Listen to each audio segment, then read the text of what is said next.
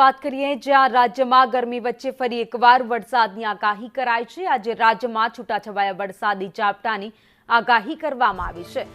મધ્ય અને દક્ષિણ ગુજરાતના કેટલાક ભાગોમાં વરસાદ પડી શકે છે તો પંચમહાલ, દાહોદ, મહીસાગરમાં વરસાદની આગાહી કરાઈ છે। વડોદરા, નર્મદા, છોટાઉદેપુર અને ભરૂચમાં પણ વરસાદ પડી શકે છે।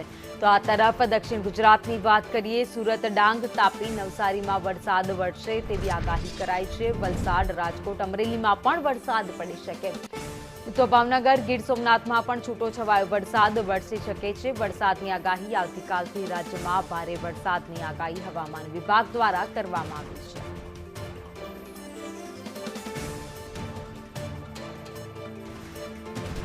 રાજ્યમાં ફરી એકવાર માવઠાની આગાહી કરાઈ છે। એક તરફ કાળઝાળ ગરમી, સવારના સમયે તો સાંજના સમયે વાદળછાયું વાતાવરણ પણ જોવા મળી રહ્યું છે, ત્યારે આગામી થોડા દિવસ સુધી વરસાદી માહોલ રહેશે તેવી આગાહી હવામાન વિભાગ દ્વારા કરવામાં આવી છે। જોકે અત્યારે તો ભર ઉનાળાની સિઝન છે, પરંતુ આ વખતે ચોમાસું વહેલું આવે તેવી પણ શક્યતાઓ વ્યક્ત કરવામાં આવી છે।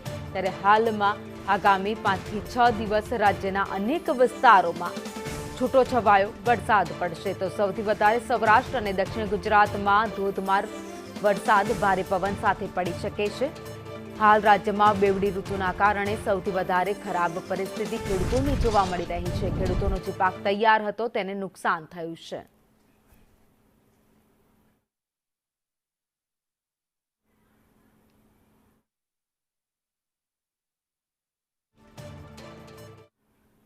અને વાત